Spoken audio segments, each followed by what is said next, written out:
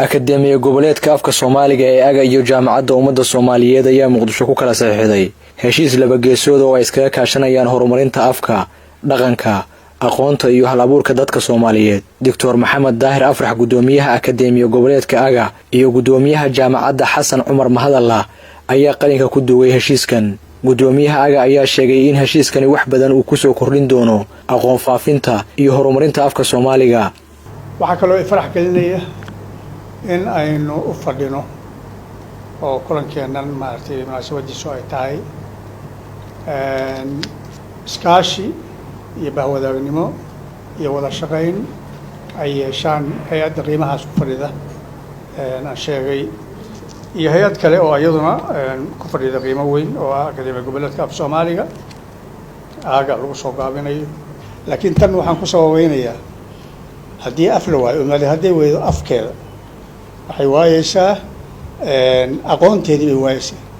yani waxa weeye afka hadduu dhinto aqoontaa dhimanaysa aqoonta haddii dhimato horumarkaa dhimanaya waxaa dhimanaya haybadda iyo muxuu ahaa sharafta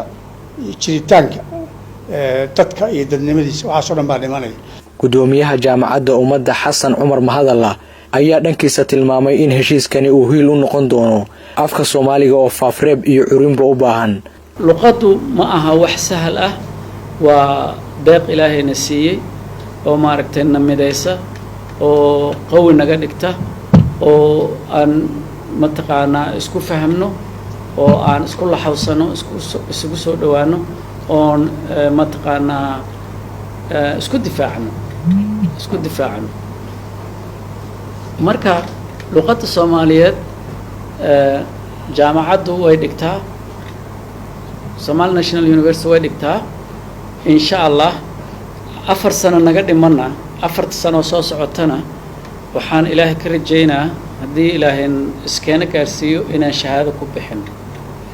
Xildhibaan Maryan Cariif Qaasim iyo xildhibaan Khalid Macow oo ka mid ah xildhibaanada golaha shacabka ayaa sheegay in heshiiskani uu yimi xilli afka Soomaaliga uu baahi u qabo in la daba qabto. inta hadda ugu yaraan 5 jeer waa imid inta rabshada ay socotay iyo dagaaladu socdeen laakiin sanooyinkan daba ma imaanin aadinkan idinku hadlaynay waa mahadsantiin abaalad ku leedihiin jaamacaddan abaalad ardada Soomaaliyeed ku leedihiin abaalad dalka Soomaaliya iyo dadka Soomaaliyeed ku leedihiin taariikhda geliseen ma sha Allah waa mahadsantiin runtii maanta waxa way maalin maartay aad iyo aad maartay shay farxad u leh waxa aan maanta ka hadlayna